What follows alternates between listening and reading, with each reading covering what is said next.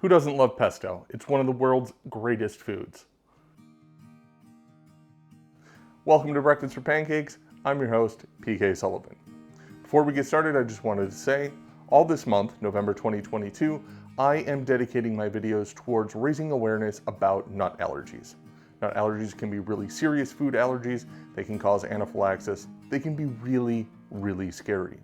This is something that affects me personally because I'm allergic to multiple of them, so I've had to cut tree nuts just completely out of my diet. Thankfully for me, my allergy is pretty mild by comparison. I just get hives. I don't have my throat close up or anything like that. It's not something I'm going to be hospitalized for, but it is annoying enough, and honestly, tree nut allergies are scary enough that I just don't want to deal with it.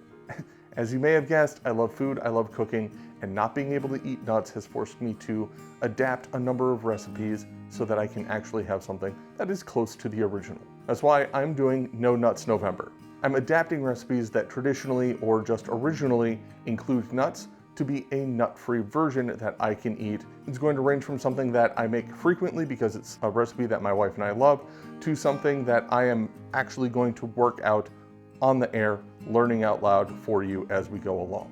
Please take some time to learn about tree nut allergies, why they're so scary, and how they can affect the lives of people in and around your communities. Elegant and beautiful in its simplicity, basil really is a culinary marvel. Thing is, I have to be really careful when I order pesto because typically it comes with pine nuts, and that's one of the nuts on the list of tree nuts that are just no-go for me. As part of my No Nuts November, this is my video on how to do a nut-free version of pesto. Like with several other recipes, my go-to for substituting nuts in a recipe is to go for sunflower seeds. Sunflower seeds are great from a culinary perspective.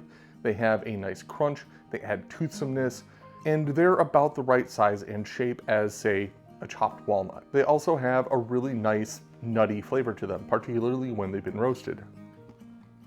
They're easy to work with and enhance a great many dishes. With all that out of the way, let's get right into making pesto.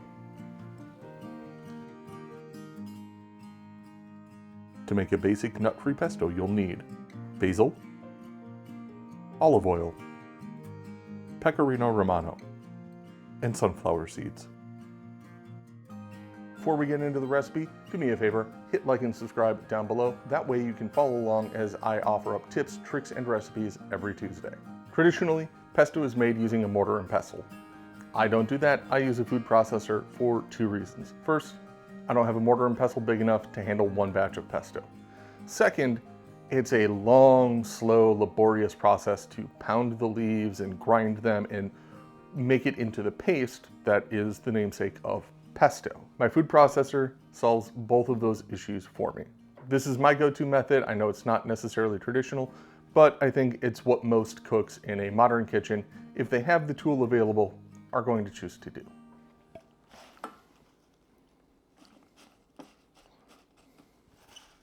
This is more basil from our neighbor who has an enormous herb garden.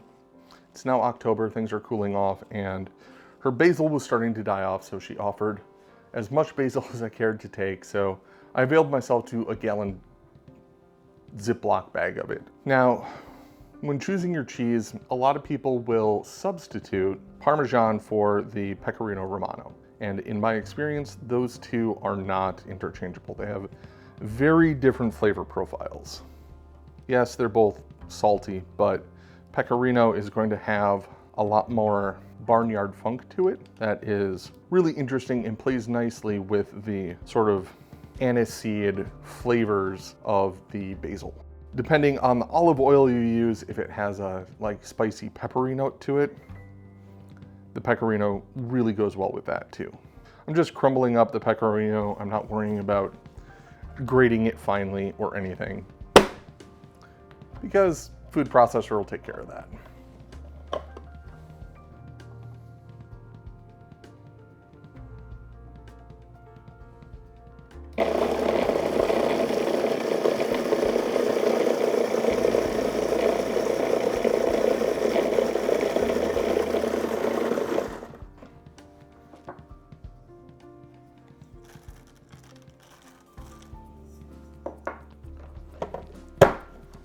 All right, now we just want to continue pulsing.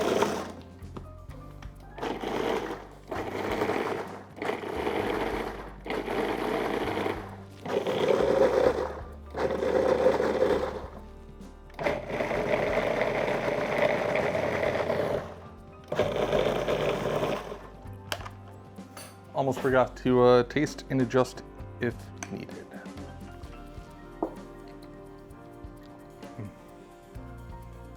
Oh, it's so good. Taste test aside, I'm not just gonna sit here and eat it with a spoon. Instead, let me show you what I've got cooking for dinner tonight.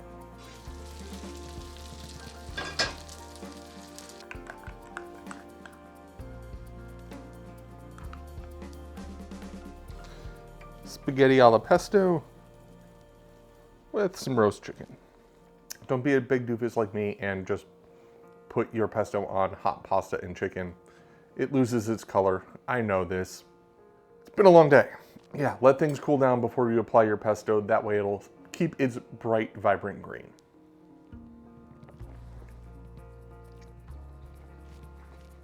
It's not my prettiest roast chicken, but it's very tasty.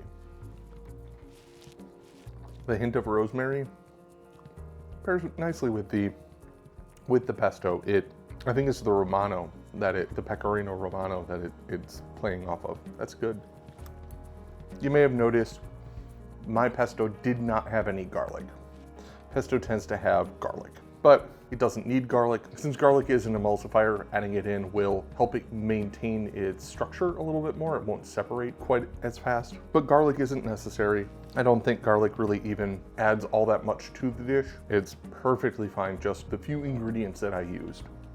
And that's pesto. It is the perfect sauce for all your summertime pastas, roast chickens. It's good on just about everything. Give it a shot and play around with it. You know, I didn't use any garlic. Some people like to add red pepper flakes as well to give it a bit of heat, which, you know, get down with your bad self. Thank you for watching. I'm PK Sullivan. This is Breakfast for Pancakes, and I will see you next time.